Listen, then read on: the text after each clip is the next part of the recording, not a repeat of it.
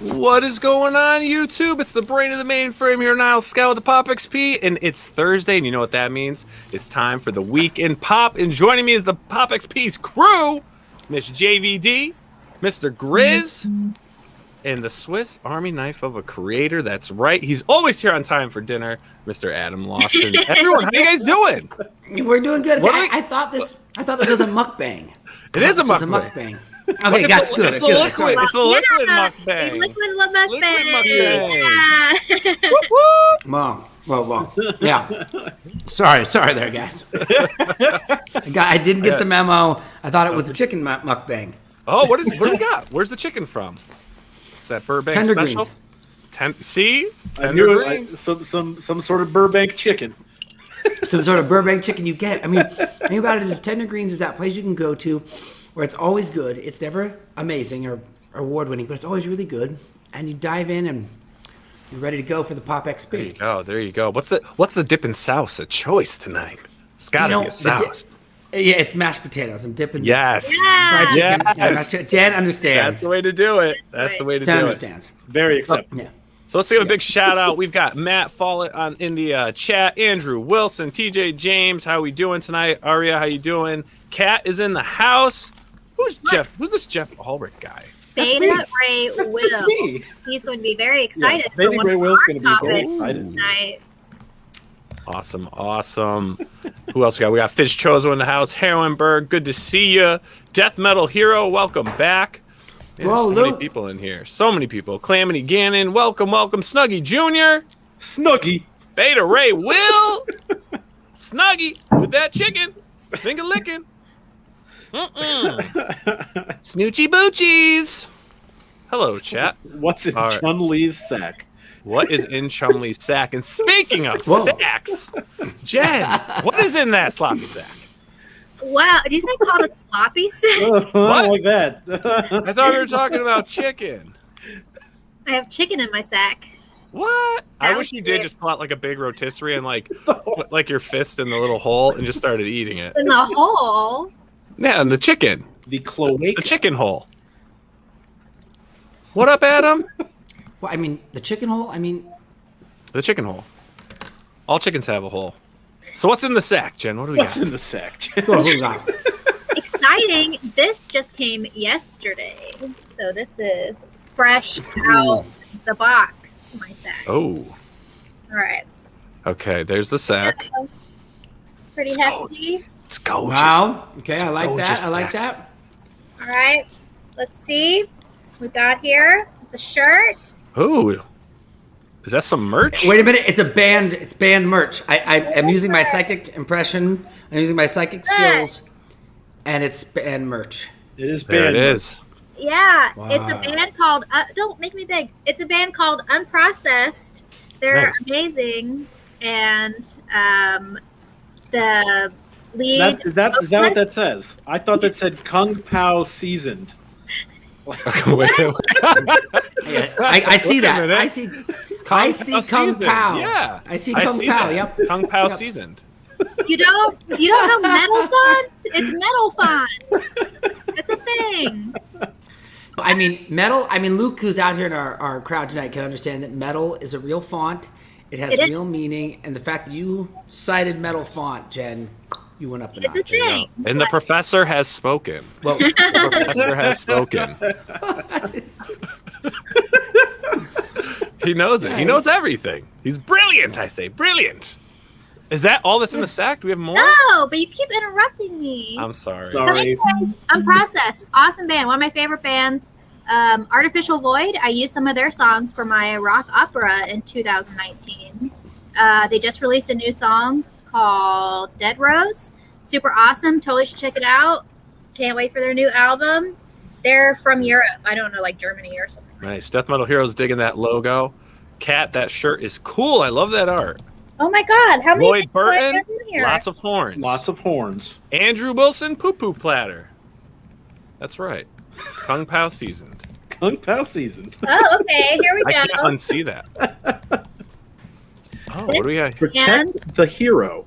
Protest the hero. Oh, darn it, I was so That's close. the hero. Yeah. They're another really awesome band. One of my favorite albums is called Kazaya.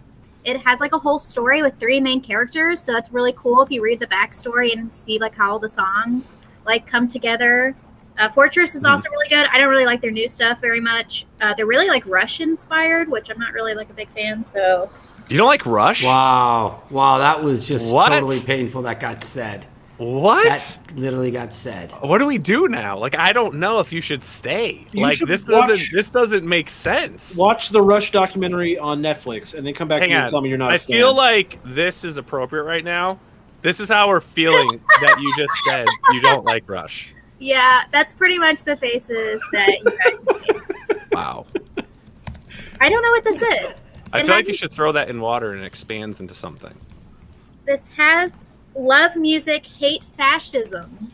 I don't know what this shirt is, but Good rule of thumb. so it's another unprocessed shirt, just with their logo on it. This is like a different. This is their main font for Dead Rose. So Oh, they're I like that font. Yeah, apparently all my bands that I like really like skulls and Yeah. stuff like that. That's kind Shocking. of like my theme. Yeah. So, It's because she's metal. She's truly metal.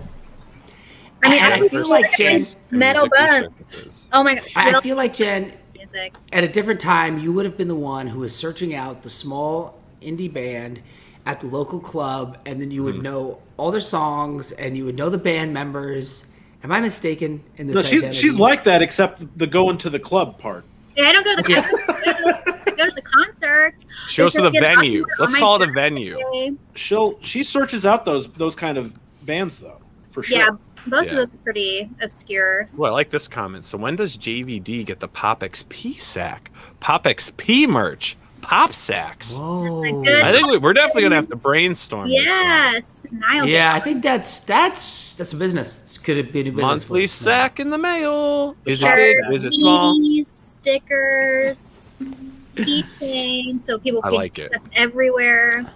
I like it. I like See, it. We'll Will have knows to. me. I'm that person. I'm going. There I she is. always She share. is still that person. I share my obscure bands in hopes that one day they will become so well known just because of me sharing their set. Not just because of me, obviously.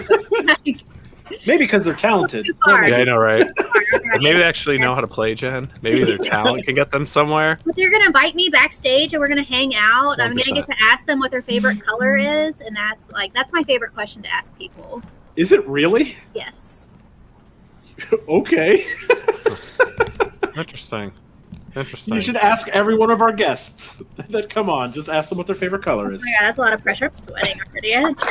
That was just so much merch to deal I with. know. That's That's why she's wearing a lot. black shirt, so you guys can't see what's, I know. what's Yeah, look developing what I right can here. do. It's dripping. It's dripping. But no, cool. Cool merch you got there. Thanks. That's it. Casual That's all Chun Li the merch style. today. That's the I'm merch also today. happy That's for Jen's sack. I ordered merch, 2 more packages of merch, but they're both pre-release for albums that aren't out yet. So they're going to take a while. So I'm running out of merch, guys. I'm going to have Wow, to. we gotta start getting some I don't. stuff. I think that's impossible. I think that's impossible. I'm down to my last 4 or 5 packages. That's Did Prime it. Day do nothing for you? What? Did Brian? Did Prime Day do nothing? Oh, Good God, woman! there's not band merch on there. You missed the sack. Oh Ring no. of the Shadow, you missed the sack? It was unprocessed merch. I can't remember if I've told you about And unprocessed. protest the And hero. protest the hero. Hi, And hello, guys. Hello. Chartreuse is your Jen, favorite Food. color. the thing in is, the what you should sack. really start doing is up, backing Joel? comics and board games. That's my secret, because what happens is you back a bunch of them, and Yeah. then you don't know when they're coming in exactly, but because you've developed this stockpile of thousands you spent on indie campaigns, they soon start to come in once or twice a week for kind of the rest of your life, because you keep this endless barrage of backing campaigns. So I'm always like, oh wait, that's right, this one just showed up today. 3 nights, 4 right. days. Oh, this one just I showed up. bet that. Pressing Acevedo, my courtesy just Wow. shows up today. It's and then like you buying a constantly surprise have- for yourself. That's That's like what that. you bought a surprise for yourself because you forget. Because it's like, oh, I backed this 9 months ago. Oh, and then here it is. So Yeah. it's should be could be a new habit. That's Sounds like the an series we addiction. did with Andrew Billy. Wilson with the good comment Yeah, there. sounds like an Yeah. addiction. Yeah, I have a shopping A little problem. bit. I I have a shot. Andrew, I'm supporting indie creators. Yeah, That's what it's about. It's the best kind of addiction. Yeah. Yeah. Keeping the industry alive and growing, prospering, one atom at a time. Yes. There you go. So we watched some good stuff this week, or I don't know if it was We good did. stuff. Yeah, did we? But did we watch some We good watched stuff? some stuff. We watched Watch some stuff. Watched some stuff. We read So some let's- stuff as well too. We did read some stuff, and I have to say, well, let's get into some stuff we watched. I'm thinking that it's time for some movies and television. You know what I'm saying? Let's go through some stuff Check here. it out. Nice graphic, And let's Nile. see. So the first thing that we brought up to watch was The Tomorrow War on Amazon Original, the #1 streaming movie right now. It is. Supposedly. It is, yeah, it is. So Chris Pratt, right? Great guy, love him, good friends. You know, we were in the same fraternity. I was a little more famous than him, but what are you gonna do? We're still pals. I think he's lying about the fraternity. I think he's We just shared a dorm. But okay, so we've got the War of Tomorrow, right? Yeah. It was an interesting movie. I'm deciding who I want to start with. Who do I want to start? Let's start with GRIZZ. Okay.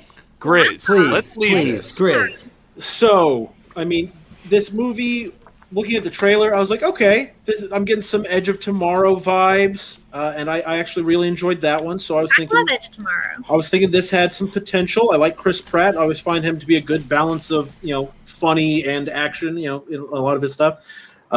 This movie is just so mediocre. It's it's aggressively middling. At the end of the movie, I was neither happier or sadder for having watched it. I was just older. Yeah, Yeah.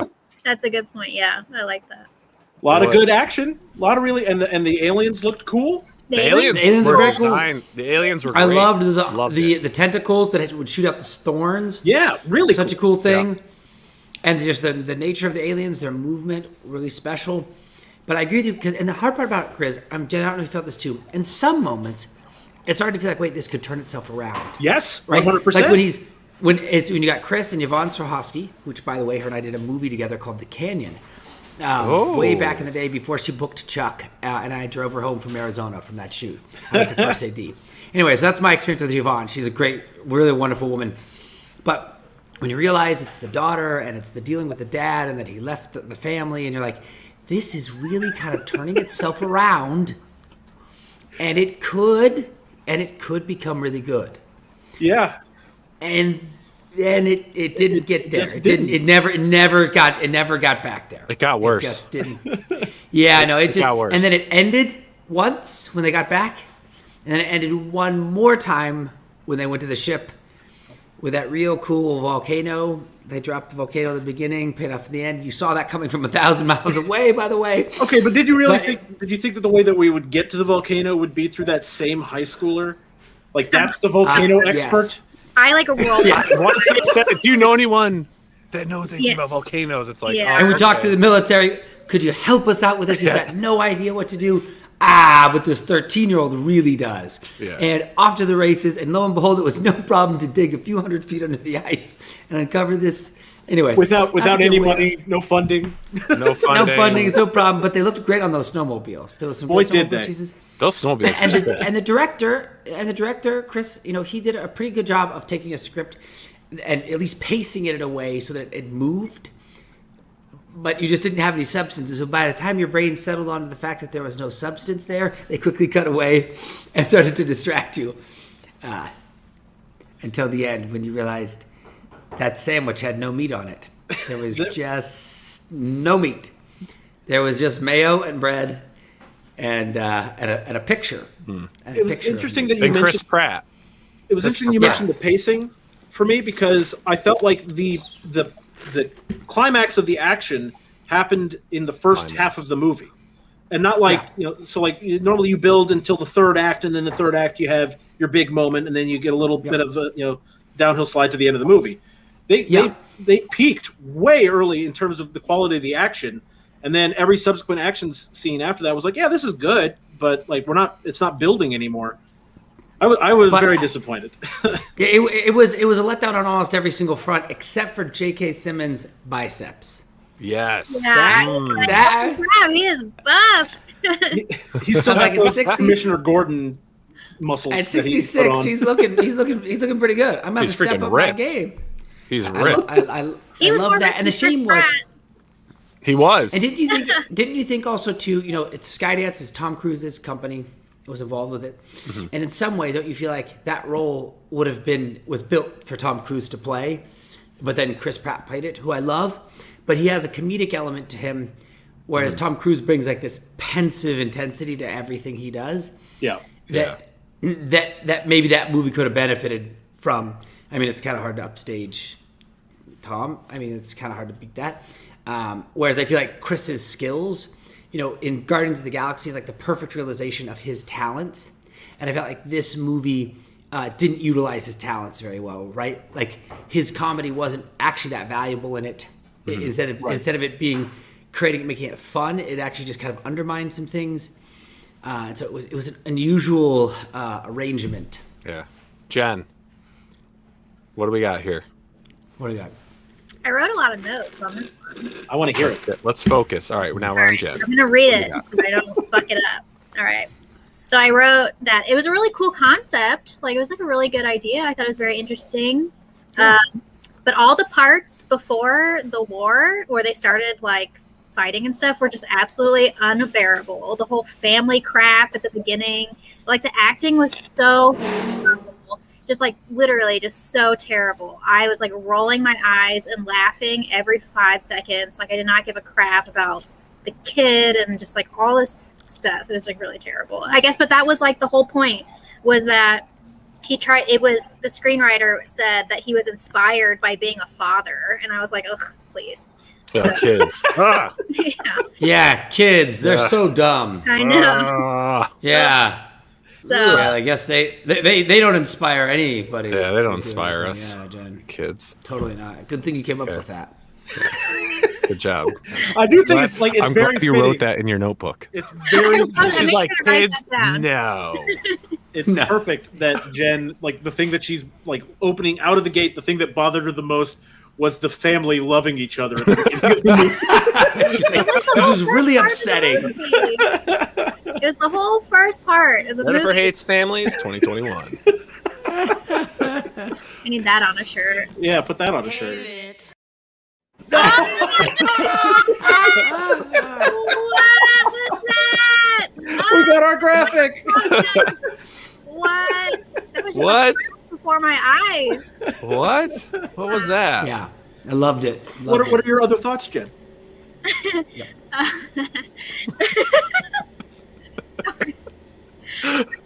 Thing.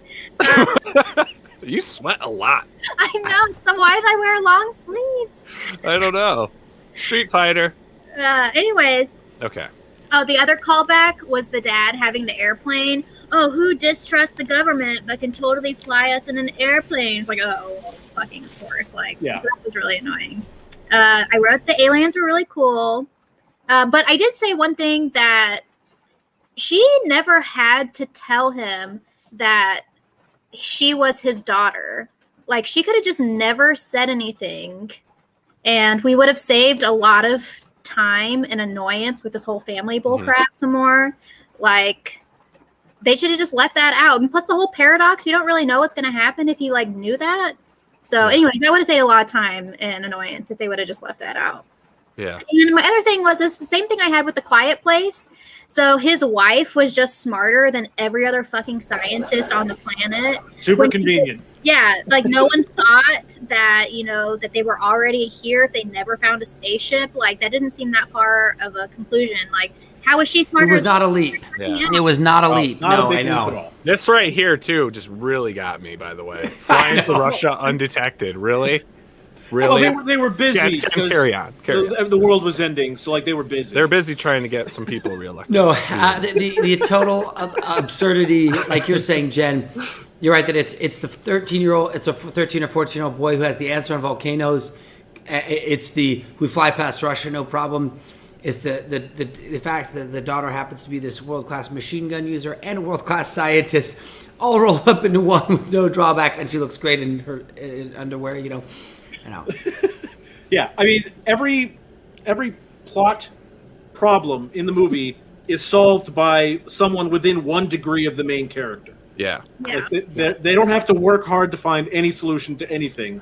And that, considering this is a world-ending cataclysm, that's pretty lame. That it's all solved so easily. Can we talk about the elephant in the room here, though? And Jen, I'm sorry, I know you probably have some more points, but I just have to get this off my chest. So, spoiler alert for people, I guess, that haven't seen this, but there's no boot camp. Like, they're like, here, go fight. And it's like my mom going to fight aliens. Like, there's no... They just literally, you get enlisted and you go. It's like, there's no boot camp. Here's a gun and go. I actually have a question about that maybe Adam might have some insight into. Was this movie in production during COVID-19, or was this something that was done and then they just held on to for a long time? Do you know anything about that? You know, I don't know that answer on its production scope. I mean, obviously something like this is somewhere in the neighborhood of 16 to 24 month cycle. No faster than that, just because of all the 3D work on the aliens. I agree with you, Nile.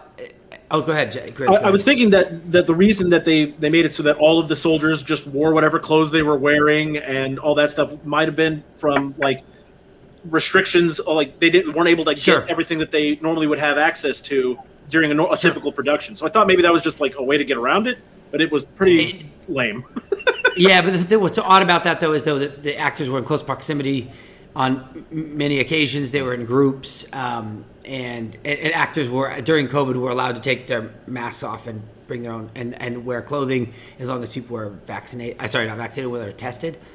So that seems like an odd thing, especially because what you have is this really odd aspect where we omitted boot camp, but for what? We omitted it. Like, how did that help the plot? That's what I'm saying. It made no sense. What does make sense, though, is having an awesome fan like 200 Watts Studio. Thanks for the $2 super chat. Hey, Jennifer, loving the consistent radiant smile. Having no boot camp did make it feel less bad when all of those civilians were bouncing off the side of skyscrapers when they came out of the first portal. Yeah, that was pretty intense. I thought the movie was going to be really good after that. I was like, oh shit, they got serious, but it didn't get serious. I was like, oh, good thing you didn't train those guys, because they are splattered on the pavement at this point. Yet they could shoot pretty well. They had it down. It just made no sense. Yeah. You know what? That's what they did. They were trying to emphasize the Call of Duty training is the same as boot camp. Yes. Yep. It's the same. All right, Jen, more notes on the movie. I only have one more. Okay. It would have made a really awesome World of Darkness game, though. I would have loved to play that. It wouldn't have to deal with the family bullcrap, and it would have been the cool aliens and the whole technology and everything. So as a World of Darkness game, though, Jen, what would it have been like? Because World of Darkness is like vampire, werewolf, mummy, Promethean. What would it have been for this? What would be your archetype? Just a human. You're just a human. You're playing the humans. And instead of the aliens, would it be aliens, or would you do like Prometheans being like the big bad monsters? I don't know. You have options with that. I agree. Well, there's a big problem with Prometheans. When they all get in one place, they cause natural disasters. So that the end of the world. Well, aliens are scarier, I think, and plus, I think a lot of Prometheans got the look. A lot of work. So Grizzly Adams did have a beard. Yeah, you got kind of the same facial structure. I think so. Jen doesn't hate role playing. Jennifer hates role playing. Just kill stuff. 2021. No, because we've played the game before, and I'm not good at role playing. I'm just I don't really know how to talk in character. I just want to kill things, so I'm not good at playing. I'm a robot, and I'm gonna smash your face. So I'm not good at catchphrases and the talking in character kind of thing. So like that. Nice. So let's get to it. Did this movie, was it a pop or not? No. Big time not for me. Big time. That was a mess. That popcorn was you know what? You put it in there for 3 minutes in the microwave, and you came back out, and all the kernels were still in it. Yeah. There was no pop. Yeah. It didn't pop for me. I didn't care for it. Yeah. No, shame. Because Chris is awesome, but shame. Yeah, that whole cast. Looking at the cast, like, oh yeah, I've seen you in this. I liked you in that. I've seen this person in this. Really, a fine cast. It just didn't come together. A tasty cast. Terrible. I don't know about how great this cast is. I didn't think the acting was that bad. I didn't think the acting was that bad. I didn't think it was good acting, but it wasn't, I don't think that was popcorn. That was not the weakest TV. part of the movie. That was not the weakest part of the movie for me. Yeah. We're talking about the Tomorrow War, that junk man. Yeah. So, all right, it didn't pop for us, so we don't recommend you watch it. I mean, at your own risk. To do for 2 hours, it was long. It was really long. But I didn't feel like it was long. I knew like it was long, but I was like, okay, they're keeping going. All right. Because it ends twice, and you're like, oh, cool, it's coming to an end. Then you're like, oh my god, there's 45 more minutes. Yeah. What else could there be? To be fair, it was the twist. It was their twist. There's actually 2 endings. It did end half as much as Lord of the Rings: Return of the King ended. So, there's something to be said for that. Good call, yes. So now I think we should talk about something truly inspiring. We're all hard workers. We work hard. Even monsters work. GRIZZ? Disney's monsters at work? Huh?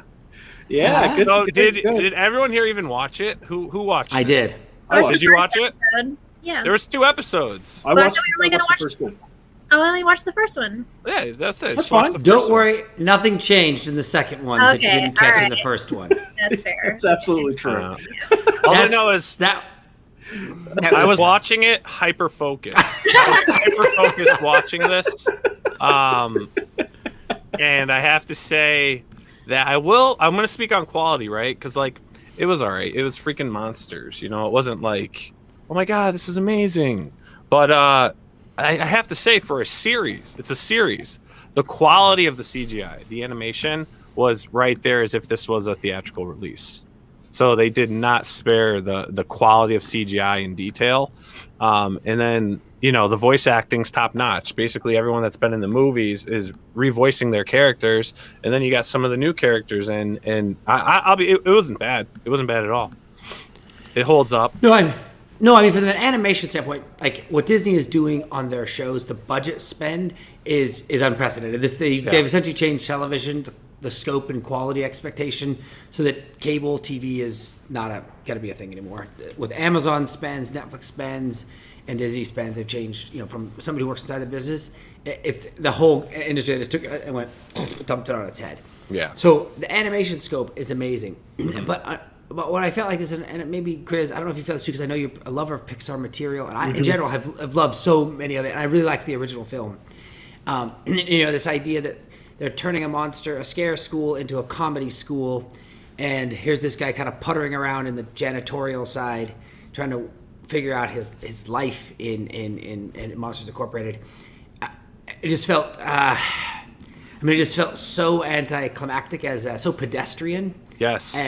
And then when you went to episode 2, you're like, oh, maybe they're going to twist it, right? We'll get to episode 2, and then the kids invade the Monsters Incorporated, and they're taking it over, and they've got the monsters held hostage, and you're like, but no, you just kind of get office comedy, but with CG. Yeah, it's typical workplace humor, and totally. Not really taking advantage of the fact that the characters are monsters at all, which What's up with this whole comedy thing? When did I miss something here? That's literally the end of the movie. Yeah, that's the whole movie. That's the plot of the movie. Well, that just shows you how relevant the movie is to me still. And I'm just like, I don't even, all of a sudden I'm like, why are we making people laugh? We're monsters. Well, that's kind of the whole twist of the film, except the problem is then they just retold that story in a sort of an odd way with now you got a guy who was training to be a scare monster, but then, they changed it to comedy last minute.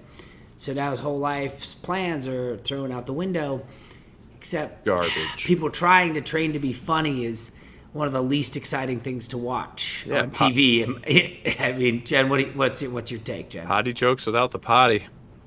Yeah. Yeah, I love Monsters Inc. And then I was expecting something to happen. And it never did. I didn't actually think the acting was that great. Everything felt really flat. I didn't feel like the voice acting was really genuine. I would say it's kind of like they said the line and they just took it the first time. Yeah. Like it was really weird, actually. I think and that's a really good point, Jen, because there's a lot of time has passed between Monsters Inc. being recorded and Monsters at Work, and voice actors can play the same characters a lot longer than when they're actually acting, because you're getting so much older. But their voices have changed, and so sure enough, especially considering that they're setting up the plot of this TV show as taking place immediately following the movie. When we come in, their aged voices do sound more flat. They're not as animated in their John voice. Goodman alone, you can just hear it in his voice. Yeah, definitely. And Billy Crystal's zing that was once there is not. I think that I agree with you, Jen. Yeah, that Marvin the Martian type tone he has is kind of fading out. Yeah, it's like, and then now it's they have. They do have Henry Winkler. Henry Winkler is playing a character in the show, and Henry. I think he's bringing a lot of good stuff to that character. But the main character is being played by Ben Feldman from Superstore. Yep. I loved that show. I thought that was funny. I like the show a lot. Stuff. They canceled it. His character in this is very one note. He's not given a whole lot to do. Yeah. And all around the voice acting is kind of just okay. Right. It's just it's a little pedestrian. Little note, I did a movie with Henry Winkler when I was living in Utah as a teenager. Christ. Okay. Jeez. Speaking of just playing with John Travolta. with Rick Schroeder was a school shooter in it at the time, and I was supposed to double Rick Schroeder, but when I got to set, I didn't look enough like him. So my friend who was with me there, he ended up photo doubling him. Oh wow. So anyways, there's my Henry Winkler experience. Henry Winkler. Yeah. Yeah, who don't you know? There's quite a few. There's quite a few. Name one. Name one person you don't know. If you can meet anyone that you haven't met before, who would you choose? Inside of the from an acting standpoint, actors, it would be Harrison Ford and Tom Cruise. I think those two I've loved with all my heart since I was young, and that hasn't changed throughout time. So you're telling me these are people you want to work with? I would sure you would die to work with it. I don't know that that's realistic, just because they're such icons. But even if I just had a coffee with them, that'd be enough. Oh my gosh, that's funny. Mine's Jerry Seinfeld, and he has Comedians in Cars drinking Comedians and Coffee. I want to be on that show. You just have to be funnier, Jen. He'd be like, Jen. GRIZZ. He'd be like, Jen, how do you like the pancakes? And she would just be like, I hate it. What do you think of kids? I hate them. How do you like my Porsche? Oh, they were going to say porn. I thought he was going to say porn as well. How do you like my porn? I did the Kramer twice. It's gold, and Jerry. I Georged her. I Georged her. That's where you look really frustrated. No. Wait, to give him the twirl. What was it? The episode to give him the what? Swirl. The swirl. The swirl. You're going to give him the swirl. Ha ha ha, I hate your porn. Yeah. Oh, I hate your porn. I hate your porn. So something cool, premiered with a trailer, and I don't know. Do you guys like Star Wars at all? You guys into that crap? Just a little bit. Yeah, it's garbage. What's on this side? But I don't know. And does anyone here like Star Wars by any chance? Is there anyone in the room? I don't think so. Fan. And then I got one on the other side. I don't know how to point with my camera reversed. Okay. There. So we've got Star Wars Vision special look. Maybe some of you have seen this. I haven't watched this yet, so this is going to be a first-time experience. I waited for the show when we had mentioned it last week. Exactly, Fish chose like a very responsible producer.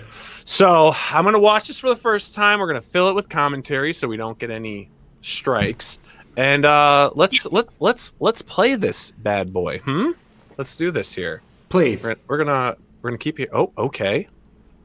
Look at this. Whoa. So it's Star Wars anime.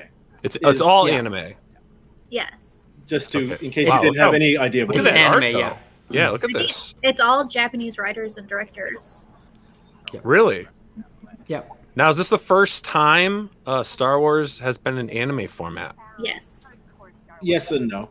In anime format, they make a big deal about it in the video. Sure. I mean, yes, from a technical standpoint, yes. But there was the original Star Wars Clone Wars, which had anime inspirations. But it was still animated. It wasn't like Japanese anime. Yeah, for sure. No, this is the hand-drawn stuff. I mean, I think what's the thing that is exciting is I do love, the Star Wars Animatrix for sure. 100%. What I do love about this, and I do love about the Japanese artists and creators in this space, is nobody is harder working than them. Their working conditions are insanely difficult, and it's why when you look at anime and you compare it to what DC is pumping out, it's kind of an embarrassment, right? Because anime is so much more engaging. The one thing I think about this that always kind of makes me feel a little bit disingenuous, right, is because you think these amazing Japanese artists who have created such a legacy, and you just make a derivative of Star Wars, right? Mm-hmm. That like now they're like, oh wait, what's a new market for us to exploit? You know, it's not like, hey, could we build something original and unique with these great Japanese creators? So I think that's the only sad part about it for me, because I do love, this team and the design and the styling. But in the video, they make a big point. How excited they are to be able to work on such a franchise that means so much to them. So I would not say they're exploited. It seems like they were very happy. And they talk about how much creative control they have over the stories they're telling in Star Wars. I guess what I mean by that is that you're taking Star Wars and you're just porting it to a new place, and instead of making a new something. But I agree with you. For them, they have that fandom desire. So fair enough. Yeah. You're right. They have a lot of love of Star Wars themselves. I think it's really cool that each of the 4 episodes are all completely different styles, different like art, different animation, different storylines. Is it 11 stories though? 11 short stories? I thought it was only I'm showing 9 on the list that they have on the article. 9, okay. 4, 11, 9. Now, what's going to be cool about this is there could be anything. What's cool about this is there is someone in the United States who's actually very close to me that we've met, who became a fan of our show when we were talking about Eden, because he worked on Eden, and Justin Leach worked on this as well. And he is going to come on and talk to us once this releases. This way he can fully discuss everything he worked on, what he did, and everything about Star Wars Visions. So he will be joining us in September. When Super this is excited released. for that. That's going to be cool. I don't know if I can hold off. That is very exciting. They don't that is very exciting because he did such an amazing animated series. I loved what that was, with the girl being raised by the monsters. Raised by the robots. It was so fabulous, and I feel like this has a way, and with the creative license, that this could be something actually really fresh. Yeah. In the experience, and I can't wait to see what these artists do with that. So I'm giving that. So I'm the two minds, right? Like, do we really need more Star Wars? Anything? But yes, it will be exciting to see what these creators do with it. Mm-hmm. Yeah. So I'm a total Star Wars mark. If they make Star Wars content, I'm going to watch it. That's who I am. Yeah. I've come to terms with it. I know that not everybody likes all of the aspects of Star Wars. I've enjoyed all of it.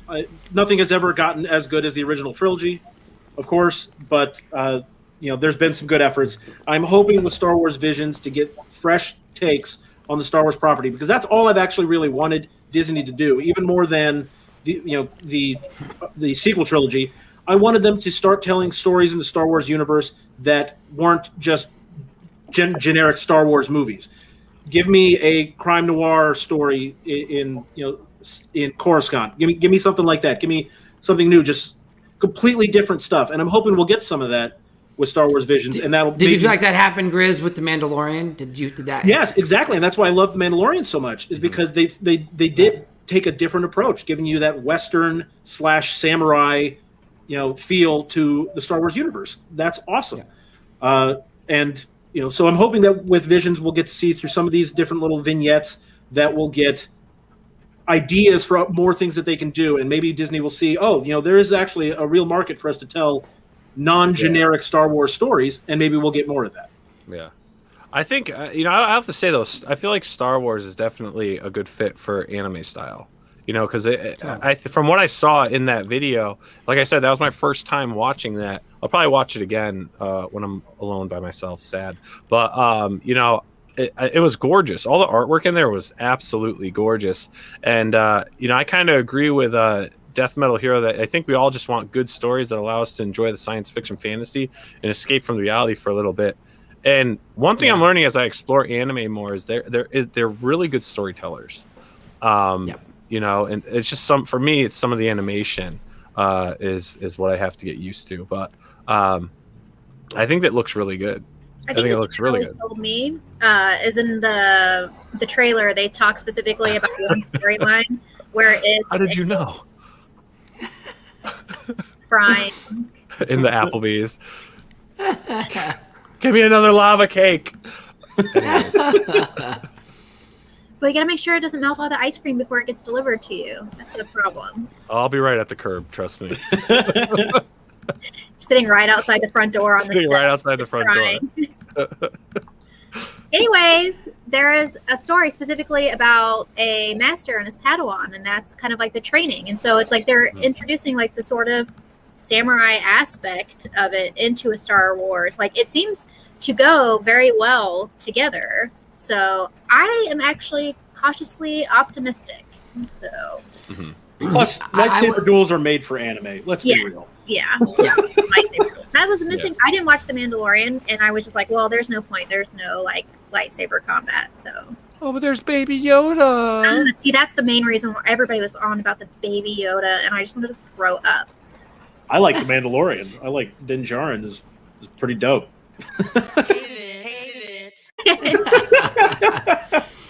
Yeah, I agree with this. I think that this is something to be, like you're saying, to be optimistic about. This could be a really fresh take. I'm in. Nice. I'm in too. I'm in. It's popping for me. Like a hot, steamy pop of buttery boppling. So after 3 minutes, it's the popcorn bag is full. I bet you it's going to be good. It's like Animatrix, but with Star Wars, as someone stated before. Let's switch up some things. Let's switch up the order a little bit, right? I kind of want to get into let's get into some video game news and reviews with the GRIZZ. Okay, look at that. The graphics are coming in. What? Thank you so much, Nile. Oh, you're welcome, GRIZZ. So, one of the big things that was announced this week was Nintendo's new Switch OLED. And what I wanted to talk about is, does the Nintendo Switch actually need 4K? And the reason we're talking about that is because they made the announcement with this new console, and people have been talking about it for months, and all the speculation has been that this new Switch is going to be 4K capable, and then they announce it, and it's not. And a lot of people were very grumpy on the internet about this. And I'm just, like this article on Kotaku was asking, does it need 4K? At this size? Yeah, it doesn't need it at that size. So, like, they want it to 4K output to the television because it's not just a portable console. But I'm saying for the majority of people, I feel like most people play in handheld, and that exactly. Clem to get it 100%. He knows it, dudes. I'm getting it.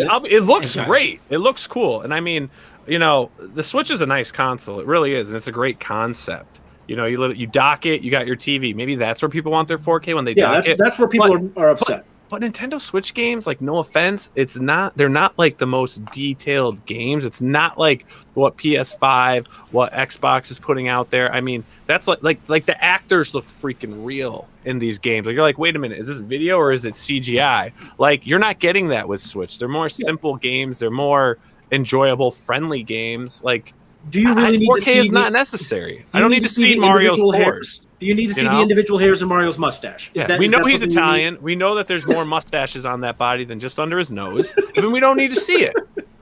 So no, Nintendo and everyone, we don't need 4K in the Switch. Well, and it's so not necessary. Nintendo like, okay, let's not give them that.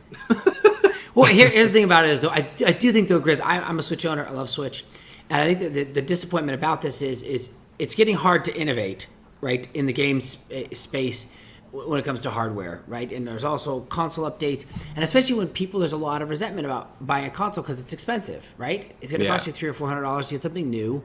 It's a lot of out-of-pocket money, and if you don't feel like there's enough value add in it, right? Like a 4K upgrade is at this stage in the game is not much, right? Like that's not a big ass. That's not cutting edge even. That's, sure. In fact, that's old news, right? We've been filming in 4K for a long time. It's not cutting edge, it's not groundbreaking. So I think, unfortunately, what it does is it just it dampens the like, what's the real incentive for this guy, right? It's like, because you need enough upgrades to get somebody to convince you to give you their $300 or $400 for the console. That's my take on it. Yeah. But then why are they doing it? Are they doing it to sell more, or is it because people asked for it? Like, why? What's the purpose of this? They're starting to upgrade the hardware a little bit. Yeah, so I wanted to mention what the actual upgrades are on this. They have a new 7-inch OLED display, which is, the current console is 6.2-inch display, so it's marginally bigger, and it's going to look a lot crisper and sharper, and that's great. They fixed the kickstand. The original Switch model had a tiny little kickstand that people have been complaining about since day one. Now you've got a full-size kickstand, which is great for people who do play the Switch on the tabletop. Mm-hmm. And then they've also enhanced the speakers, so you'll get better sound quality, as well as doubling the amount of internal memory from 32 gigs to 64. And you still have the option for micro SD if you want to expand that further. So there's some good upgrades there. Well, the kickstand's like a Surface, Microsoft Surface style. Correct. So it can go to any angle, and it still holds its support down to almost going flat. But it's like, I feel like now it's like, okay, we've got the light for the kids. Here's the inexpensive version you buy your kid that they can mess around with. Now the adult version needs an upgrade, right? It needs a facelift. All this is a facelift. I don't even know if the processor's changed or anything. I think it's just a facelift. You're getting the OLED screen, which was great. PS Vita had an OLED screen. I always thought that screen was gorgeous, the way it hit the blacks and things like that. You're getting that now in this. You get a slightly bigger screen, hardware upgrades. I mean, really, what more are you going to do with a device like this? But here's the thing. Here's what's kind of lame about it. Right? It's like it goes from 32 to 64 gig, right, internal, which is still a lot less than what your just phone has. Yeah, right? It's still very small. If I'm a tech person, I'm underwhelmed by every aspect of this device. There you go. Right, except it does have a nice OLED screen, but it's not even 4K. But it does have a beautiful screen. They got a tiny bit bigger. So it's just I think that from a standpoint, I won't be upgrading to this one. No, me neither. Because it just seems like a miss. Like what? And it's I'm going to wait for the next grade. It is $350. Yeah, I'm going to wait for the next one. Yeah. So that's the other thing that this article was talking about from Kotaku is that them announcing this OLED model does not preclude them from announcing the Switch Pro at a later date. Sure. So that could still come. They I mean, look at the 3DS. They had like 6 different versions of the 3DS by the end of it. Nintendo's not going to stop making new models anytime soon. They need to break if they want. Nintendo has their niche, right? It's like Xbox, PlayStation. They're all like, look, you can have the portable market. Take it. We're gonna we're hitting it hard. We're hammering it with consoles. Nintendo, have your portables. But I really would like someone to make a port, and that's where I think maybe the cloud gaming is going to come in, GRIZZ, because I think what's going to happen is you're not going to need crazy hardware, and you'll start getting more Switch-like devices where the servers are going to be handling all that massive hardware, probably producing things better than most rigs people can even afford to build. We'll need better Wi-Fi nationwide before that becomes viable for most people. I am going to get this when it comes out, but for literally the only reason... You need to unbox. We need to unbox. We'll do an unboxing for sure. Yeah. I'm definitely going to get it because no shirts. My brother, he loves Pokemon, but when his kids were born, they decided he wasn't his wife decided no more money to spend on new video game consoles, so he didn't get the Switch. So I've been holding out. I told him as soon as I get the first upgrade comes out, I'll get that, and I'm going to give him my Switch. So that's the only reason that I'm getting it, is so that my brother can finally play all the Pokemon games he missed over the last several years. See, Damn, kids GRIZZ. ruin everything. What are you talking about? That's so much joy. Awesome. I And the monster's back. The monster's And the monster is back. But But I agree with you, GRIZZ, because I feel like the real future of so much gaming is that Switch stops being the mobile master, right? Because I feel like the Switch mobile experience is the best, and if you could just get that in a Microsoft version, just a non-name brand experience, right? You could just the Microsoft version or the Samsung version, it would be epic.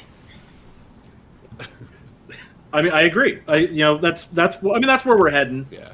Is more stuff like It's that. only a matter of time. All right. That's only the matter of time. So if anyone gets it, let us know. Let us know. GRIZZ, if you get it, let's unbox it. Let's see if this thing's worth it. Worth the extra $50. Now let's get into a little Pummel Party. So this is my recommendation for the week. I'm moving away from games that have just come out or are coming out soon. I wanted to shout out a game that's been out for a few years now. Pummel Party came out September 20th, 2018 from Rebuilt Games. And Pummel Party is, the way I've been describing it all week, is it's angry Mario Party. It's graphically violent. There's explosions.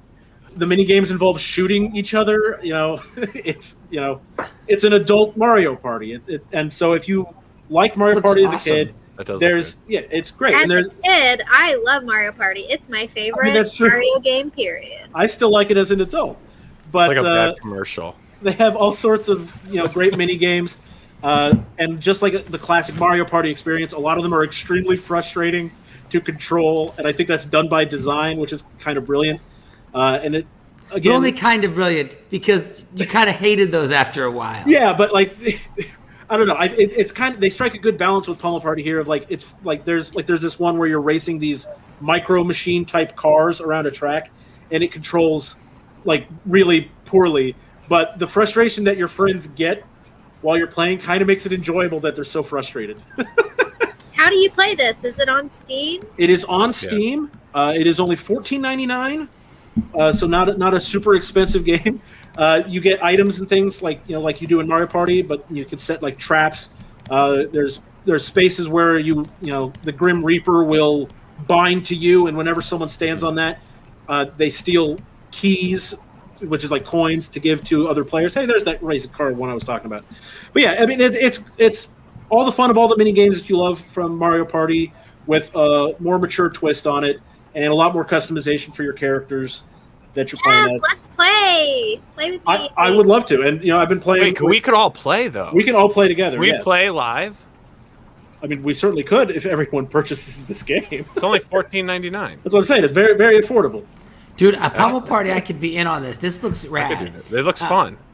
Yeah. There's something special about the games that are just kind of like sort of like, recklessly irreverent. That I really enjoy. Cat's gonna play with us. Cat has already expressed an interest in playing. Yes. Yes. Awesome. Yes. Cool, man. Thanks, Grizz. This looks neat, man. So everyone, check out Pummel Party. It's on Steam, $14.99. If you think it's a great recommendation and you buy it, let us know. If not, we will send you Grizz's address, and he will fully refund you your $14.99. Maybe no, definitely won't do that. I'll take your angry tweets if you want to tweet at me angrily about Pummel Party. That's fine, but nice. Your money's your business. I gotta say though, we've been. This is like our 14th episode, I think, of doing the Week in Pop, and Adam's always so happy, but there's got to be something he hates. Is there something you hate? There is. I thought you were really asking him if he hates anything. Dang it. Well, there is something I hate, and it's the weight of this board game. Thing is massive. We're talking about you can play this game, or you can just work out with this game. We're talking. It weighs 25 pounds. It's this massive. It's the biggest board game I've ever purchased. And if anybody knows my history, I got 1,600 board games while producing and directing tabletop. So that's a lot to be said. So it's a really, though, an epic game. Was kind of, speaking of Pummel Party, this game is like, they call it an R-rated board game because it's a kind of this graphically violent skirmish game with mad, huge minis, right? And so many minis. So many minis, and they come out kind of like this big, right? Wow. That's so cool. So cool mini. You're in it for some serious smash up, or once again, if you have kids, they can just play with them. They can just play with them. Suck. And so I got that. I backed it on Kickstarter a while back, and then I also got it with the Mother Prophecy expansion. Hence, that's where this bad boy comes out of. The thing about the game is, it's what I appreciate about the experience is they really built a board game around Adrian Smith's art. In fact, they have, with the game, comes the art book. I mean, this is some serious that's a hefty operation. Art book. Oh wow! Yeah, no. Wow. So it's this beautiful and Epic Adrian Was this Smith a art, who's- crowdfunded game? How was this? Was This this is a crowdfunded? crowdfunded game. You can't was, get okay. this kind of epicness any other Yeah. way. And so you have these incredible art pages. So Adrian Smith built all this beautiful art, these tribes that are warring, and it became the art of the game. And so these warring tribes which are fighting for the land. And so in this game, though, you can sacrifice, you can plunder villages, and it's a 2-on-2 game where it's scenario based. So if there's 4 of you playing, 2 of you duke it out. The winner then gets certain advantages that sets them up for the next battle, and there's sort of a narrative that gets woven between it. It's a huge display, and it's definitely much more rules light than a Warhammer. Nice. It can get a little sticky with it. Gets a little sticky with some of the rules, but really it's a fun play. It's for the hardcores. Let's be honest, because it's all night diving in, reading your 48-page rule book that you got to really study to be ready to play it. But it's such an artistic expression, and each one of these characters you kind of want to be. You're like, where's that movie? You know, where's another way I could play them even more? You can take them to the next level. And the fact that they, generally board games are built at a much more of an rated E sort of experience, a 4-quadrant. They just went and said, hey, let's just have the devil show up. Let's just have mayhem and plundering, and you can't sacrifice virgins. There's none of those around, but you can sacrifice the people I'm you safe. capture. Mom, I'm safe, Ma. Sorry, continue the show. But you can sacrifice the people you capture, and you build out these. And I'm kind of going to do this backwards. But you can build out these huts, and you can build bases, and you have champions, and it's everything you would expect from just the most scream in your face, football fans, but give them axes, charging at each other. And it's really a worthwhile game if you're into the deep dives. This is it. And if you also want something that just from an art standpoint just sets you in a new world of board gaming. That's a gorgeous I loved game. it. So what's it going to run you? How much does it cost? I think now it's retailing at $200. Oh, that's actually a lot less than I was expecting with all the stuff that was in Split there. it with 4 people. If you play with 4 people, and it seems like a pretty long, intensive game, that seems pretty reasonable. It does seem totally reasonable, and I backed it on the when it was being crowdfunded, and so you can add on the book, etc. I love that comic. Did that board game give I know, birth to right? a slightly Yes, smaller it box? did. This is the smaller box,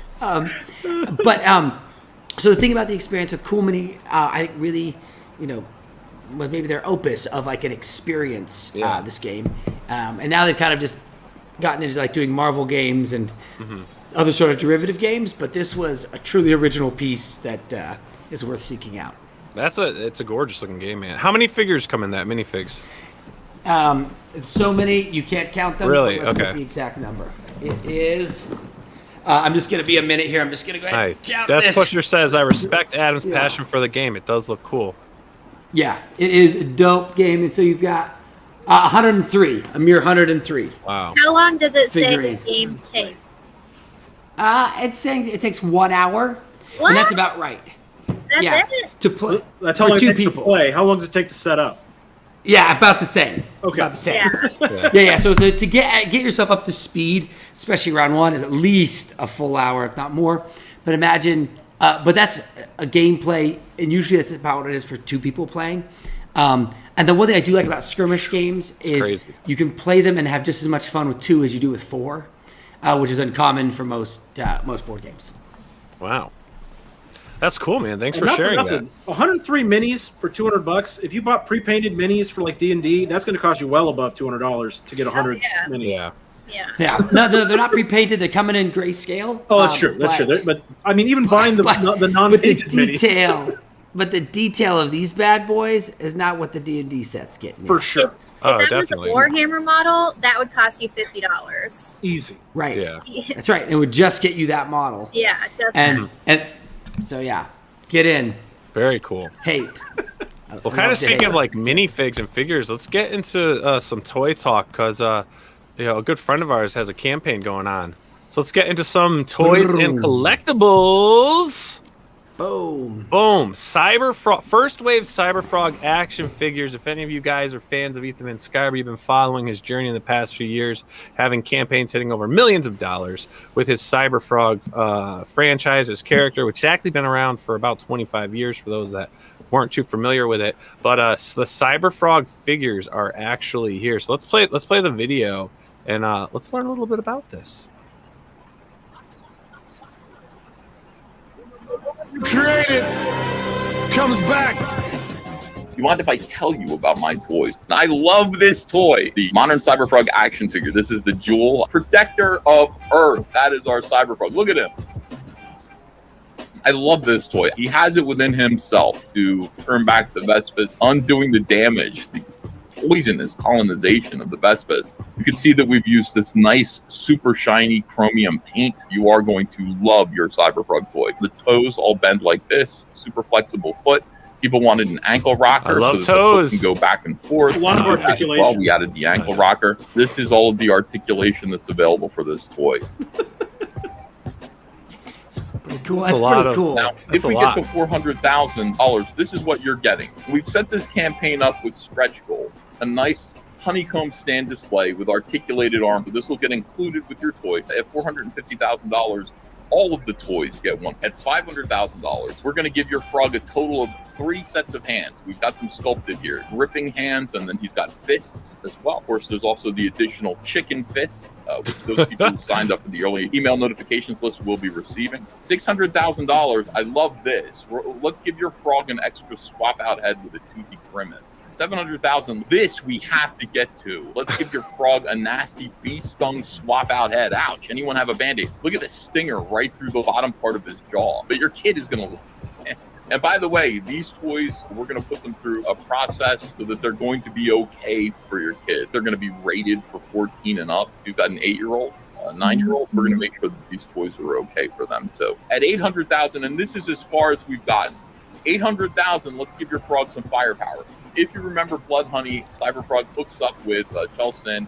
She rapid evolves him just to show him a sample of his capabilities, and he grows a gigantic arm cannon. We've made that cannon. We've made that arm cannon as an accessory, and you will get that added to your package if we get to $800,000 for Cyberfrog. Amazing. Amazing. Yeah, I think the thing about this, Nile, that really drew me to this, because I backed it, and I got the 4-figure set with Heather Swain, the 2 versions of Cyberfrog, and then the Vespas. I think, you know, what that's really kind of marked for me so much, you know, and I remember Ethan was on one time with us, and a really gregarious guy, I really like him, big personality. But what I think this really marks, which is kind of significant, is this is an hey, Phil. Yes. What this really blows my mind about this is, and it bodes so well for the future for indie creators, is I mean, first of all, this is a highly developed line of action figures, right? This is not, you got this, right? Which is just an STL file printed in an injection mold, which is still cool, but it's just an injection mold printing. The amount of proofing, processing, testing, all the other mechanics involved to a movable, articulating action figure is massive. Let alone 4 figures, let alone all at once, right? So this is really a massive undertaking of a task to do an action figure line based on an independent comic book. Yeah. Right? Oh, yeah. That a creator could build something to that height where we get now all of a sudden there is a beautiful and impressive toy line, and they're at reasonable prices. They're at $40 or $40 or $50 essentially per toy, which isn't outrageous, right? Considering the scope of what they are. And I'm just forever impressed that what this means for the future of indie creators, that things could evolve to this level, right? Exactly. To what you could never imagine even just 10 years ago for indie comic book creators, that they could go from a book to this well-developed toy line.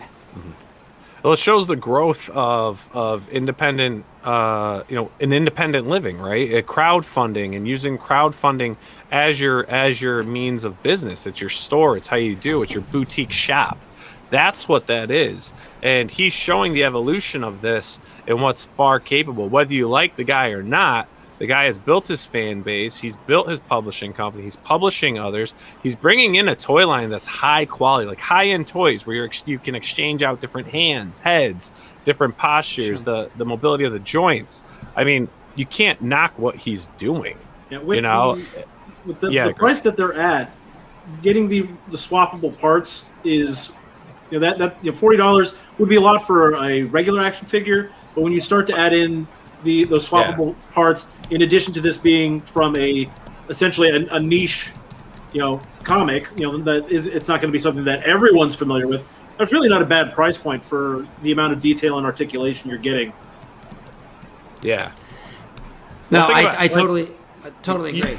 You collect those high-end toys, right? Like all the, if you see like the stuff that, your comic shops are selling, I collected the Batman the Animated Series stuff, the really detailed figures, and I was spending $50, $60 an action figure, especially depending on what the set was, Some things cost hundreds of dollars. So the pricing is fair. Some people are like, oh my God, $40 for an action figure. It's different. It's not like that. It's not your X-Men action figure from 1992 that was $6.99 at Toys R Us. These are collectible figures. These are ones that are made to be posed. They're larger. Yeah, they're larger. They have bigger detailed, scope, highly detailed. Yeah. Yeah, like this is like McFarlane Toys level of stuff right here. That's what this is. Totally. But I think it's great what he's doing. It is.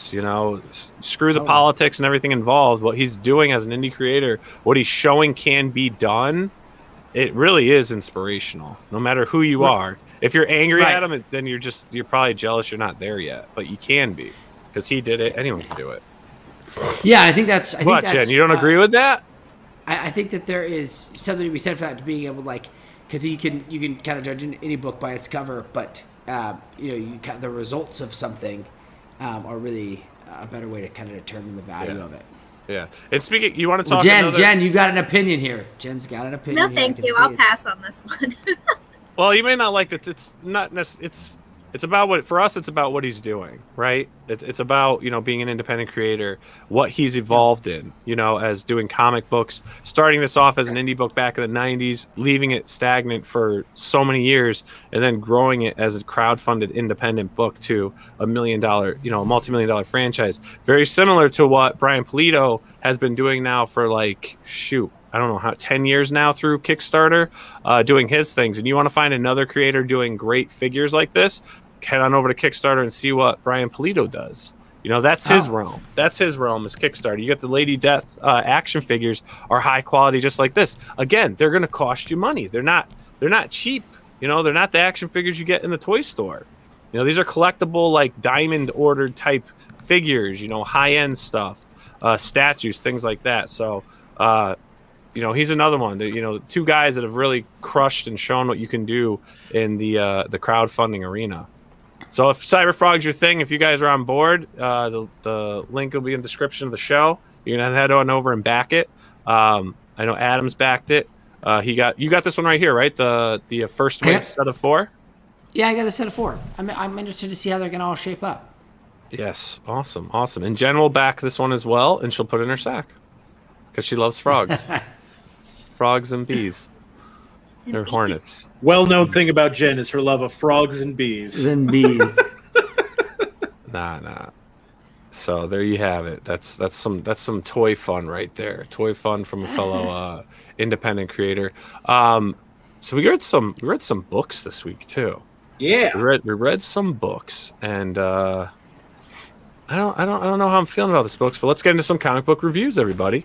So we had some things that came up, and we had, if you guys are familiar with a little character created by Walter Simonson, Beta Ray Bill,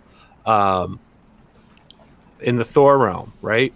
The horse-faced Thor-like character came back. This was recommended through Mr. Lawson, who happens to be a fan of the writer of this series. So if you'd like to kick it off, Adam, let's get into Beta Ray Bill. Beta Ray Bill. Did I know that there's 4 issues out? Did anybody? Correct. I read all 4. I read all 4. Wow. Yes. Wow. Well, geez, we should let GRIZZ do this. I've been doing all the gabbing. I've been doing all the gabbing about the toys. Get GRIZZ, please. So Beta Ray Bill is the plot we're having here is Thor has destroyed his weapon, Beta Ray Bill's weapon, which was the Stormbreaker. Stormbreaker. Stormbreaker. I always mix that up. Bringer, yeah. It is Bringer? Anyways, Thor destroyed it, and that's not a big deal. Thor and Beta Ray Bill are still friends. Beta Ray Bill is living on Asgard, defending Asgard, except the problem is that this weapon is the means by which Beta Ray Bill returns to his normal Corbinite form. Hold on. Yes, what is Jen? going on right now? Why? A lot of people stand in Jen right now in I the got very chat. popular for some reason. I'm getting really hot again. Whoa. Whoa. What is going on? Why is everybody talking about me? We stand. We stand, Jennifer. Oh, thanks, Sophie. Oh, my Sophie's in the house. Yay. Sophie. Awesome. So Jennifer and her pals are amazing. Please support these Oh, there was a raid. that's so nice. That's so nice. Sophie rated my Twitch channel. Is that what's happened? Thanks, Sophie. You're awesome. Thank you, Sophie. My face hurts from smiling so much. She doesn't smile that much. So I this know. is a big moment. Guys, thanks so much. You're awesome. Oh, I'm gonna cry. Oh, I don't know what else to say. Well, I mean, I can go back into Beta Ray Bill. I don't know. I think Angry Jealous. Jen was disgusted at his lack of knowledge surrounding Stormbreaker. I just mixed up the names Stormbringer and Stormbreaker. I'm sorry. I don't know. But it's the weapon by which he returns to his Corbinite form, and so he wants that back because he's trying to get into this relationship with Lady Sif, but she's not into him in his horseface form. Apparently, horseface is a deal breaker for Lady Sif. But horses have. Never mind. Ba-dum-bum. You had to read the book. So he sets out on a journey to find Odin, who originally gave him the weapon, so that he can see if Odin can help him with find a way to return to his Corbinite form, so that he can forge onward in his relationship with Lady Sif. That's the plot synopsis. That's the plots. Yes. That was well performed. It's actually well written. It's not bad. I'm not going to lie, Adam, I was dreading reading it. I'm like, really? I do not like the interiors of this book, though. Yeah, I don't like. I do not like the interiors. The lines are too dark. I don't like the interiors. It was well written, though. Wow. The story alone is worth it. It's not. It's too. It's too condensed, blotched, thick lines. For me, I like the thick lines. I don't know. Here, I like that. It wasn't. Yeah. It wasn't working for me, Yes, I mean, look at these epic pages here. I like these pages. Yeah. There are just epic things pages like this here. Like I don't know. This bothered me here. Jeez. I don't. There's a certain kind of a grimy feel to it, which kind of works for me with the premise being that Beta Ray Bill is ugly as sin. So, yes. So he looks really ugly. I thought it worked well. Well, I think, like I said, this is Daniel Warren Johnson is the writer and the artist, and I love that I feel like it's interesting it didn't connect to because I feel like he's kind of regarded as one of the finest artists and auteurs in comics. And the way he does his panel layouts and he's all doing traditional work. He does his own inking as well, right? And when you look at the sense of action and motion he creates in his pages, and if you look what's up here, the sense of emotion, the guy yelling in the corner, there's this real feeling as you pour through these pages, and Mike Spicer did the colors. But maybe I'm the only one who thinks that. 200-watt studio. Thanks for the $5 super chat. Most people don't know that Beta Ray Bill is based on Sarah Jessica Parker. Hence the 3 names in the horse face. Did you wait? Adam, is this someone you've worked with? Oh yeah, wait. Is this your best friend? No, I don't know her. I have no connection. Right. There it is. will say this: his panel work, his action, the layout is great. It's just I think it's the thick lines for me. Interesting, because that's a.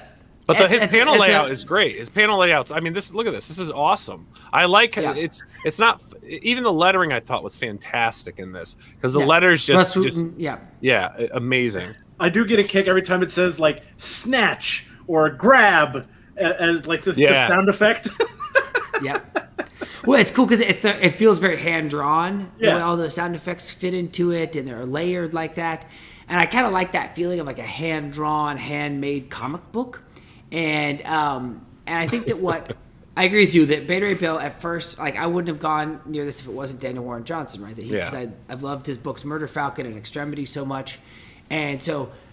But I think he transformed, like, I thought, oh, he's taking on this character that is like, you're right, this is Sarah Jessica Parker's twin. And you didn't realize that at first going into that. Like, who's going to take on this character? But it's like, this is like this crazy, like, kind of niche cult character that, like, who the heck's ever going to do a Beta Ray Bill book? But this guy, right, because he does crazy images. He did the most amazing story for Wonder Woman Dead Earth. And I thought, you know what? He got me to be interested in a Wonder Woman comic. I bet you he could get me interested in this. And I felt like, the sense of action, the struggle, the dialogue is so well written and it paces so lovely, the book does. And it's like a ride in the Thor universe that isn't the Time Stoppers, that it's, big monsters. It's fun, cool fantasy. At least that's what did it for me. But it sounds like did I just miss here again, guys? Did I just miss with this one? No, that story was I don't great. think you I would missed. recommend everyone. I am going to read issue 5. Like, I think the story is great. The panel layout's great. For me, the interior artwork is just not my deal. I also- the lines Fair bother enough. me. I really enjoy Scourge in this so far. Yeah. They do some fun stuff with him that I've really enjoyed, and I'm not going to spoil it. The 4th issue ends on a note that I'm like, okay, well, I have to read the 5th issue. I have to. Yeah. What did you think, Jen? Hang on. Let me do it for get you. it ready, Let me just get do it it for ready. everyone. Ready? Thank you. Okay. Yeah, so I really, really did not like it at all. Wow. The plot, okay, so he's got to go to this. Was it too spot. serious for you? Too serious. No, it was so emo. Like, is this how he is? Is this? I've never read Beta You Ray. don't like emo? He was like, "Oh, I'm so sad that I look this way. I'm gonna literally like risk my whole life Just to want to like point out for a second not that the look like beautiful this." woman is like, oh, I'm so ugly. She doesn't understand. She doesn't know how it feels. Yeah, but like she's You don't like, know what it's "Oh, like well," to be ugly. like she was like, "Oh yeah, let's like do it or whatever I'm allowed to say on YouTube." And then she's like, Do it. "Aren't you supposed to like transform?" Like, I just feel like she's just a bitch. That that doesn't actually have anything to do with him. She's just rude. So, but like that really, the whole entire series is him just being sad about his horse. Like, he literally cries. I mean, like, get over it. Like, just. Maybe That's kind of the objective of the story is him getting over it. him I getting think, over it. Yeah. right, that is the whole purpose of the story. But he's About not just accepting who he accepting is, himself. He's not accepting himself.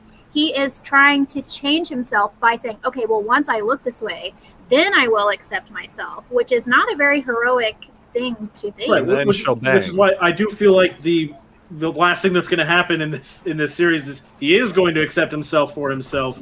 I Right. think they've telegraphed that, story Quite arc. clearly, this is like a Shrek type of story in the sense where Shrek was hoping to be turned into the prince at the end, right? But in the end, the princess becomes the ogre, right? So they both go on that pathway. And I feel Horse like, face people have layers. Yeah, Yes. but then the whole thing with the ship, and then it's like, He oh, wants to get first he laid, turns Jen. into, Let him like, find what? his hammer.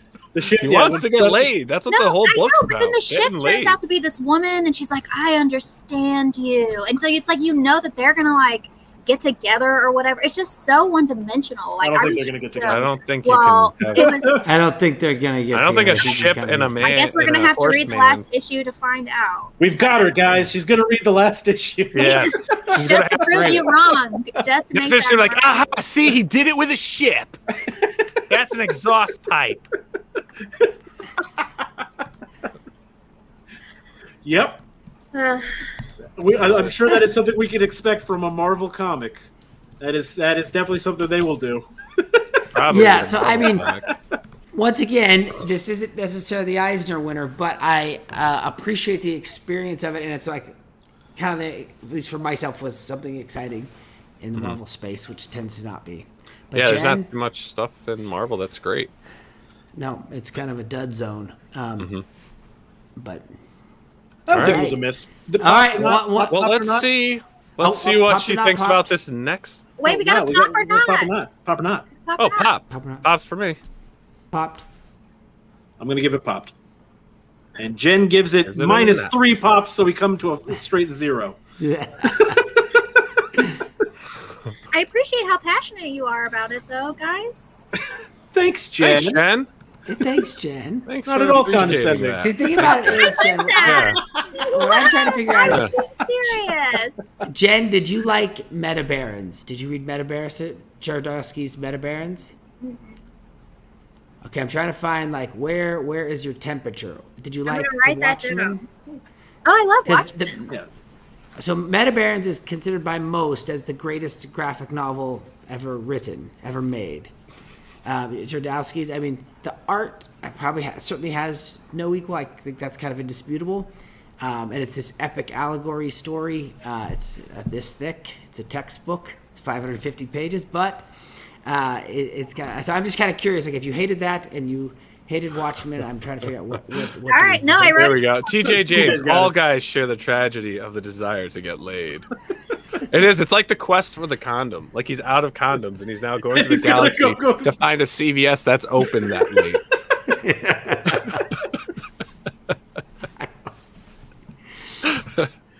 Can you imagine how heartbreaking it is to get all the way to the bedroom and then be told, "Oh, sorry, I just remembered how freaking ugly you are." Yeah, Get out. I can't believe you guys think that's a good story. I mean, it's not like read Shakespeare, that. Shakespeare. It's not, Jen, but it's not a bad story. No, it's not a bad story. Well, what did you think of our next story, Jen? And this one is The Hunter's Guild, Red Hood Chapter 1, an anime book, which we're now going to read in reverse. What? What? on the Shonen Jump app. Ah, yes. Also, So this available was on kind of cool, though. Viz.com. This was pretty cool. I actually really liked the interiors on this. I thought I actually did like the art in this. But I love black and white. That's where I like my thick lines. I think it has to be black and white. But I was about to say, it's so- like you make no sense because I look at this page. yeah, but it's got to be black. It's black and white though, you know. So this was pretty cool. I'm a werewolf guy. Now, not like this isn't really like the classic werewolf story, I will say, nor the look.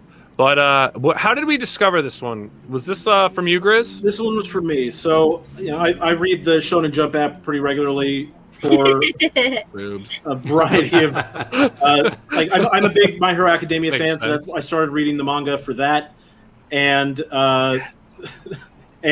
this comic here, or this manga, Hunter's Guild Red Hood, is from someone who worked on My Hero Academia for a long time. He was, you know, he was the assistant to the creator of My Hero Academia. So Yeah. that caught my attention, and so I was like, okay. I wasn't immediately sold on the premise, which is basically like a take on grim fairy tales, is what they're working with here. And you know that's been done a few times. You know, there's a lot of takes on grim fairy tales out there, but because of its ties to My Hero Academia, and I'm such a fan of that, I thought I'd give it a shot, and I was pleasantly surprised. I did enjoy it. I was surprised too. I just noticed that his name is Angry Jello. I like that.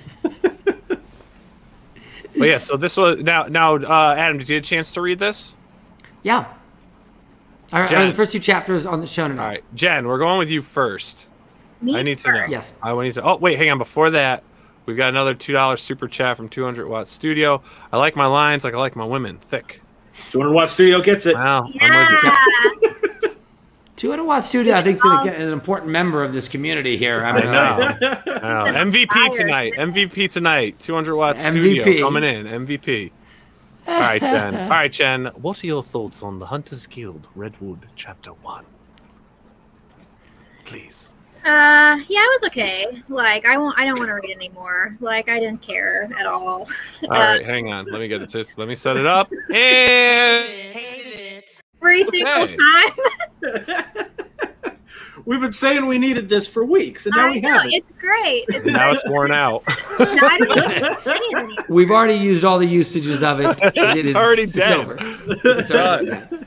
We used it a lot this show. There was Who would not a have lot thought that going on. Jen would hate literally everything we talked about this week? Yeah, it wasn't a good week for me. Oh no! You know, she kind of looked at the Star Wars Visions thing. Well, that's true. She I likes did, okay. Star Wars Vision. She I kind did. of liked that. She kind of liked that. That's Too bad I only got like a 3-minute video out of it, though. well. That's because she didn't actually have to get into it. She could just see it from a distance. When she gets into it, you know she's hating that.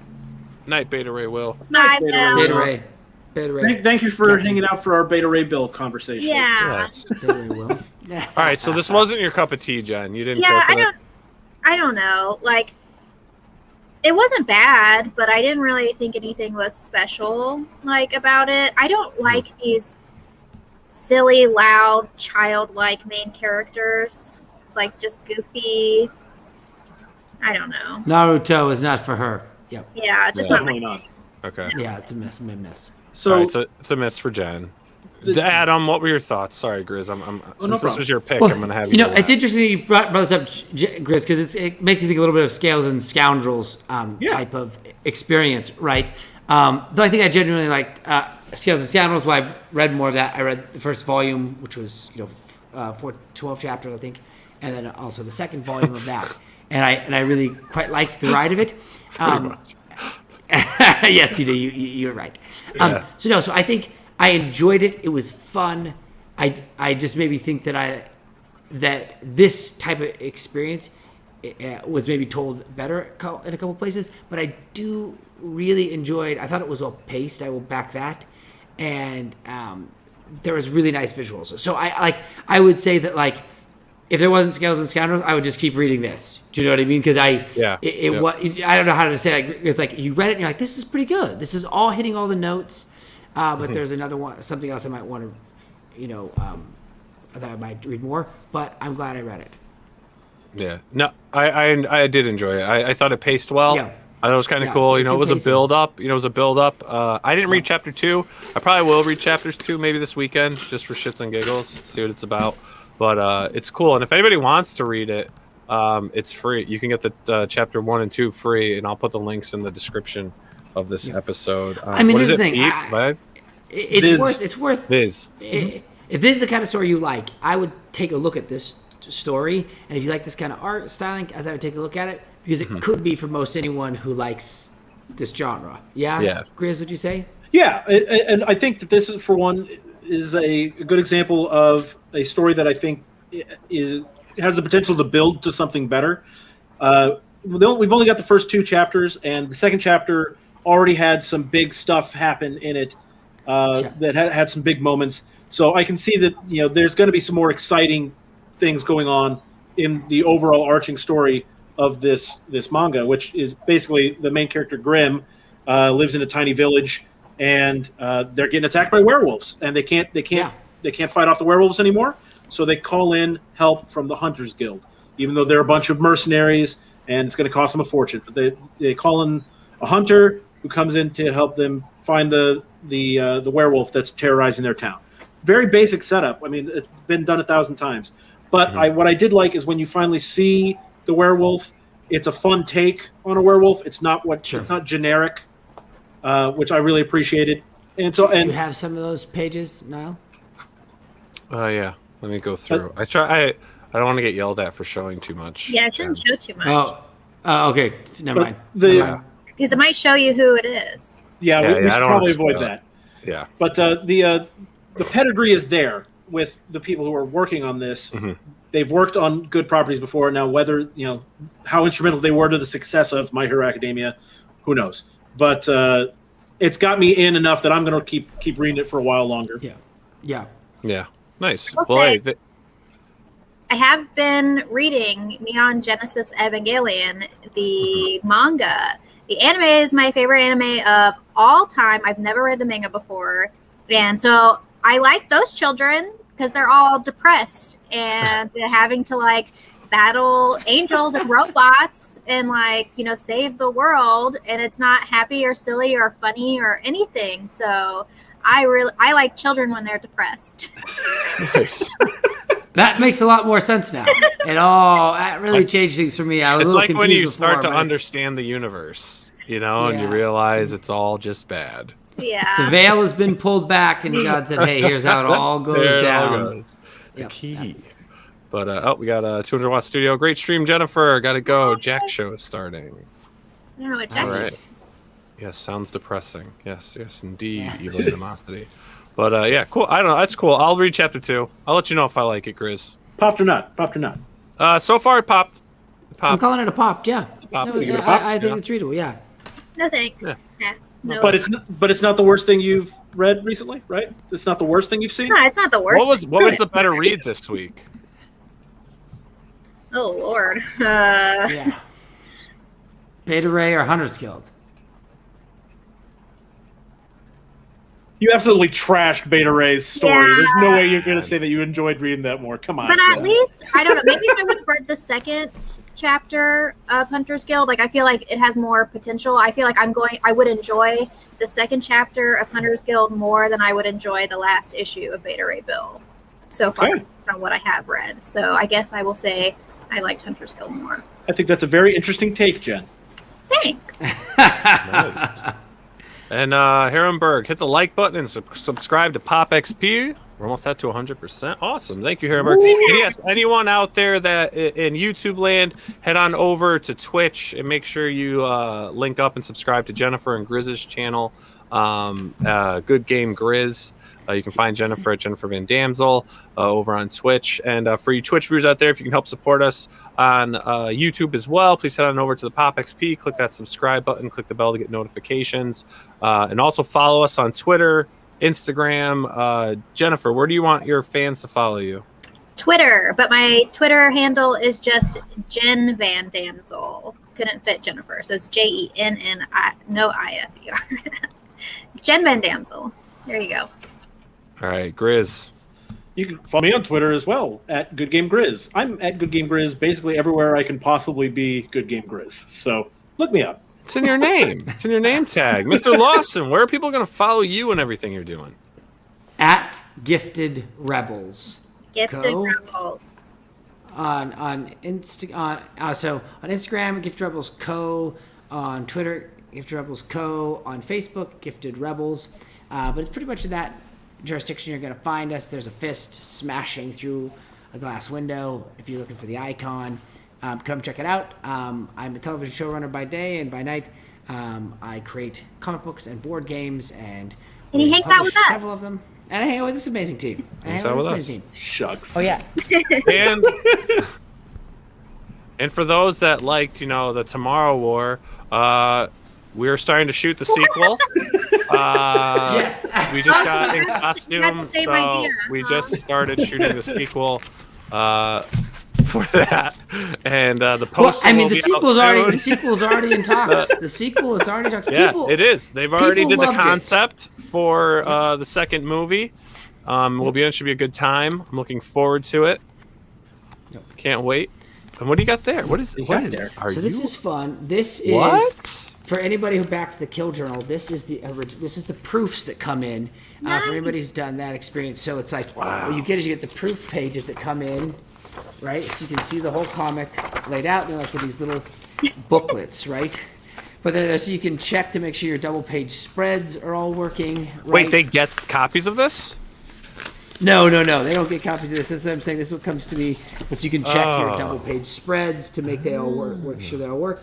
And then you can also look at some of your work and go, wait, I could have rewritten that line better. Yeah. I'm just saying, that's a 'cause good looking as- interior you got there, Adam. Oh, well, thank you. I mean, I don't know if this measures up to what Nile likes in panel work here, but this Oh is. wow. Oh, beautiful Cool. panel work. That's really nice. Whoa! I can't believe I got that from him. Yeah. And so, kind of like this premise, right? Like this is some new art that opens up the book. Are you a victim, right, or are you a survivor? The Kill So, Journal. The Kill Journal. Kill Journal in theaters this October. Some more panel work that. Maybe Niall, What? do you like the panel work? That looks great. Whoa. Look at Yeah. that. Oh. Nice. Do you There we are go. those rectangles? Ooh, I love rectangles. Ooh, rectangle. Or are those three Ooh. squares? Ooh. Ooh, you get it. Can I get a stuff. sheep? So that's a fun thing. So speaking about what we're doing, this is what fills my nights. when Nice. I'm Not Very cool. TV. Yep. Awesome. Well, hey guys, I don't know. We got anything? You guys got anything else? I know. I'm waiting for GRIZZ's. Oh, sorry, Jane. Go ahead. No, I'm saying we didn't have a guest, so now it's like, what do we do? We're done, right? We're gonna watch That's it. GRIZZ's audition. GRIZZ's audition for Tomorrow Award 2. Oh yeah, let's go. Sorry. Ready? He's command. He's hang on, I got command the lieutenant script number here. 7. He's at the computers, and Yeah. and when Chris Pratt walks past him, he says, "Oh no, they're coming in close, Captain." Yeah. Just give us to us right there, Chris. Oh no, they're coming in close, Captain. Damn, that was good. That was good. Okay. And then now, Jen, what do you your think? line, Jen, your line is, "Are those fucking kids?" All right, Jen, cute. Your line. Yeah. Yeah, why didn't they send the children in to defeat the aliens? Because they have souls, and so they didn't put their children you to death imagine? over themselves. Instead of They all were the- doing this to save the children. Jen. All of the adults Yes, they- slamming into the building. It's just a bunch of children instead. Imagine that. I wonder what kind I of. would Remember- so watch that. Jen would give Remember them a back in the power day Jen would be when the cheering. Crusades were coming to the end, and so they said, "You know what? Let's just send the kids in." That was Jen in a former life saying, "Just send the kids in to take care of those Moors." Not Bob. Get 'em out. Winter's Game. Nice. Great. Awesome. Love it. All right, everyone. Well, hey, thanks for tuning Thanks. in with us tonight for the Week in Pop. You guys were awesome. Chat, you were great tonight. Had a lot of Yeah, you fun guys with were all of you in the chat awesome. on Twitter and Yeah, YouTube. love Thanks our for hanging chat. out. And we are, as the poster says, every Thursday. We are live at 8:30 p.m. Central, 9:30 p.m. Eastern, 6:30 p.m. Pacific Standard. So make sure to join us. Click that subscribe button. If you want us to talk about anything, you have any suggestions for the show, hit us up on Twitter. You can DM us. You can even put it in the chat below in the comments, and we'll try to get to any recommendations you guys have. Jen, Wait. speaking of don't- recommendations, What did I recommend? I don't know. It just Oh. sounded like you might recommend something. No. Okay, so I did a Twitter poll, and I said I Oh, wanted to the talk about Twitter it. poll. Yes. Ooh, a Twitter poll. Twitter poll. Twitter poll. Okay, so the question was, for 5 years, would you rather have to wear a mask in public but get to work from home, or have to go to work but don't have to wear a mask in public? I voted in this poll, so I already you know the did? results.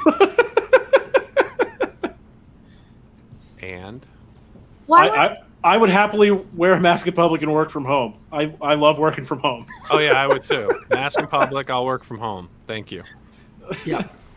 Because I don't want to talk to children. Yeah, because you don't have any kids in your Well, what's house. the poll at right now? What's the poll at? Where's the vote? Who's So in the the poll favor? is over. So it was a 70% have to wear a mask in public but get to work from home. So it was a pretty strong in favor. People really, really liked working from home. I see a lot of people sad that they had to go back to work. So Yeah, happily back to work tough. in Jello. Really happily go to really happily go to No, work. my wife said, "Hey, I'm not going back to her boss." It's like, I'd love to work for you, but I can't go back. And I think for anybody who has a family or anybody who has a miserable commute, but then still works at a desk in just another building instead of the desk at their house, why would you want to essentially destroy 10 hours a week of your life in commuting time when you can have that back? I mean, it's indescribable how much it gives you your Yeah. life back. Unless you're an on-site person, I can't imagine ever wanting to go back. There's nothing about my job that I can't do from home. So Yeah. let me do it from home. Yeah. Why? 200-watt studio with a $2 super chat. The sequel poster. Why is the pop at crotch level? Because we're hiding the big guns. You got to watch the film to see what's happening. You got to watch to You're see if supposed it, to be at the Jack Show. You said you were leaving us Yeah, like yeah, 20 get minutes outta ago. here. Go to the 200. Jack Show. Yeah, go to the Jack Show. Go to the gotta- Jack Show. you gotta Freaking- what's this? you got to watch the show to see if it popped or not. Oh, yeah. Nice. look at Innuendo. you. He's growing up. He's growing up, folks. Kick that Good show liar tonight, out guys. of here. That's what I'm saying. All right, great show, everyone. Thanks so much for tuning in. We'll see you all next week for another episode. And have a great week. Hey, have a safe and happy weekend. And love your children. Love your children. Right, Jen? Lost them in a closet. There you go. Jen. Don't do that. Yes. They put you in jail for doing that. Actually, they would. They put you, yeah, they would. All right, everyone, have a great night. We'll see you next week. Bye, Peace. everybody. Nice. Hey everyone. Thank you for joining us on POPXP. If you haven't already, make sure to click that subscribe button and also click the bell for notifications when we go live and we upload some awesome new content. Also, don't forget to head on over to Twitter and follow us at the POPXP and over on Instagram at the POPXP. Thanks again, everyone, and we'll see you soon.